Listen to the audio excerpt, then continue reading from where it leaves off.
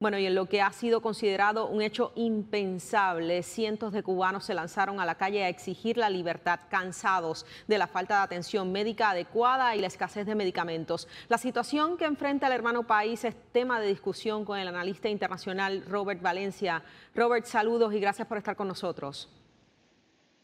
A ustedes, muchísimas gracias por la invitación. Bueno, fueron miles los cubanos que se lanzan a la calle con el grito de libertad.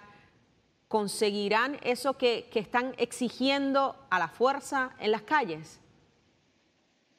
Bueno, esa es una pregunta bastante difícil porque obviamente el gobierno, por lo menos las manifestaciones que hemos escuchado de parte de Miguel Díaz-Canel, es el de no responsabilizarse de cierta manera por sus políticas, por sus medidas económicas, por la situación que ha generado también el coronavirus, por el hecho de que esta enfermedad, pues obviamente ha menoscabado el motor de la economía cubana, que es el turismo, y que muchas personas incluso no tienen acceso a las monedas que incluso el gobierno ha interpuesto para que ellos puedan tener acceso a ciertos bienes, a ciertos, digamos, insumos Ujú. básicos de la canasta familiar, lo que ha llevado a que recurra al mismo, digamos, a la misma consigna de siempre. Es la culpa de Estados Unidos, es culpa del bloqueo, siempre la culpa de Estados Unidos de las políticas que ellos mismos han interpuesto. Ante ese hecho, pues obviamente lo que estamos viendo es que el gobierno no tiene ningún interés, por lo menos hasta el momento y lo que sabemos hasta ahora, de sentarse a la mesa con algún grupo, con algún, digamos, algún vocero Ujú.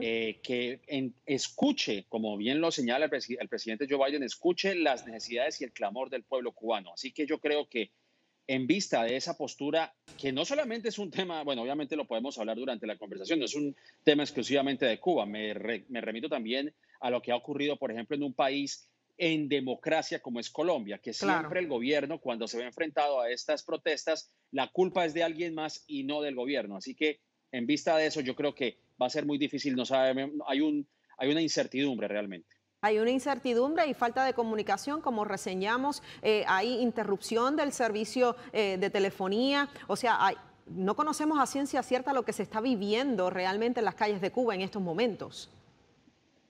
Es verdad, pero obviamente eso yo no creo que sea producto del azar. Obviamente se habla de que estas protestas fueron improvisadas, Sí. pero ya desde hace mucho tiempo esto venía cocinándose desde hace tiempo. Recordemos lo que ocurrió con el movimiento San Isidro también.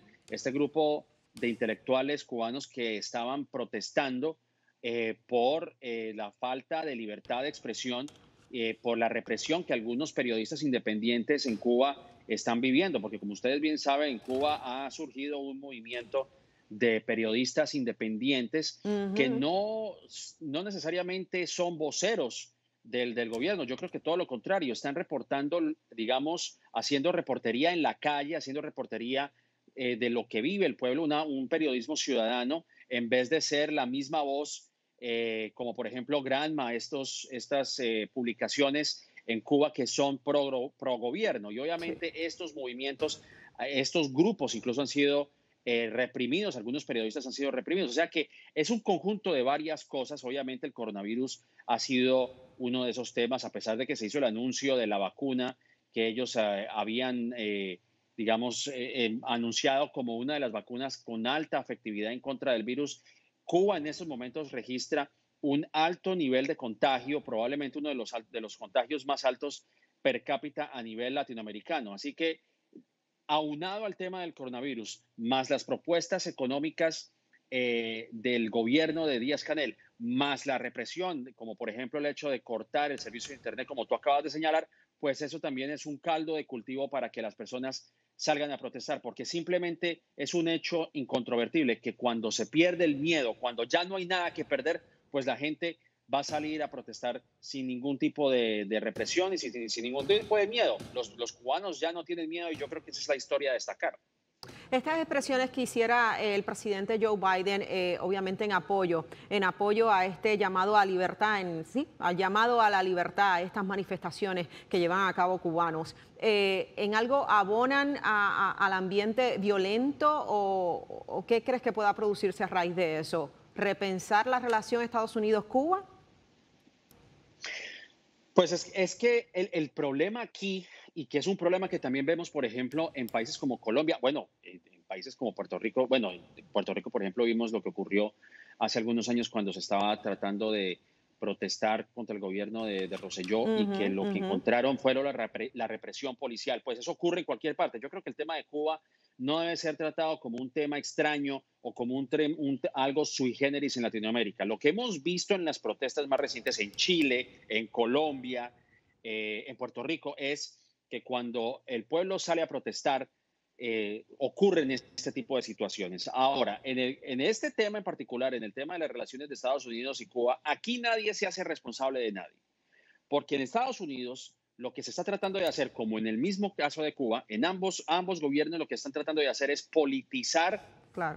las protestas cuando no se está llegando al meollo del asunto, que es escuchar al pueblo cubano. ¿Por qué? Porque en el lado de Estados Unidos, Joe Biden hace un llamado a la libertad, hace un llamado a la libertad de expresión, a que se relajen un poco, se flexibilice un poco las teorías económicas, pero el gobierno de Joe Biden, lo que dice Díaz Canel es que el gobierno de Joe Biden no ha replanteado las políticas que dejó la administración anterior de Donald Trump, Ujú. que fue más estricto de lo que, digamos, vimos durante la administración de Barack Obama. Lo que trató de hacer Donald Trump, aunque con ciertas variantes, es de redoblar la apuesta, de poner mayor presión sobre el gobierno y afectar Claro. la economía cubana. Ese por un lado. Pero Joe Biden no hizo mención de eso. Y Díaz Canel culpa al Ujú, gobierno de Estados Unidos por el bloqueo, ujú. pero tampoco se hace responsable de las políticas locales. Entonces aquí nadie se hace responsable y el Claro. problema aquí es que se politiza una protesta legítima de los cubanos que exigen, que ya han venido exigiendo libertades, que han venido Libertad. exigiendo una mejor calidad de vida. Ya no se habla de patria o muerto, sino patria y vida. Es decir, que como vuelvo y menciono, esto ya ha venido ocurriendo desde hace meses. Sí. Así que lo que estamos viendo simplemente es ya un punto de ebullición del pueblo cubano que exige una mejor calidad de vida.